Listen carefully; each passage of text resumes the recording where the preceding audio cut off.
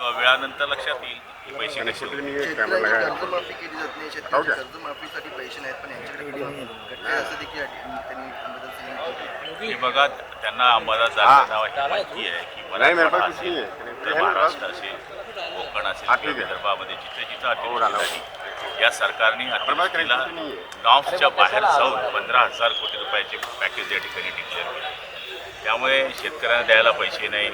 या ठिकाणी CCIच्या मार्फत शेतकऱ्यांची कापसाची खरेदी या ठिकाणी सुरू झालेली, सोयाबीनची खरेदी सुरू झालेली, मक्याची खरेदी सुरू झालेली.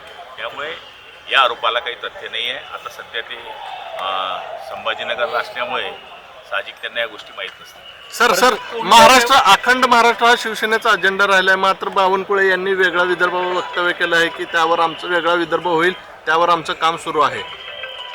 हे बघा, आता मूळ भारतीय जनता पार्टीने या ठिकाणी अखंड महाराष्ट्राच्या पहिलेच वेगळ्या विदर्भाची मागणी पहिल्यापासून केलेली आहे. पण शिवसेनेला किंवा इतर पक्षांना ह्या गोष्टीच्या बाबतीमध्ये बिलकुल विरोध असणार आहे. आमचा अख्खा महाराष्ट्र हा एक असला पाहिजे, ही आमची पक्षाची भूमिका आहे. परंतु शिवसेनेच्या आमदारांना कुठेतरी टार्गेट केलं जात आहे का?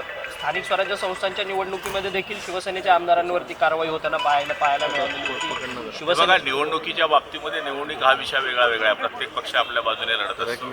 कारवाई बघून टार्गेट केली गेली की काय केली गेली याच्यापेक्षा ज्या ज्या गोष्टी त्यांच्या लक्षात आल्या, काही गोष्टींवर कारवाई झाली असेल, पण त्याच्यामध्ये चौकशी आणि निष्पन्न होईल.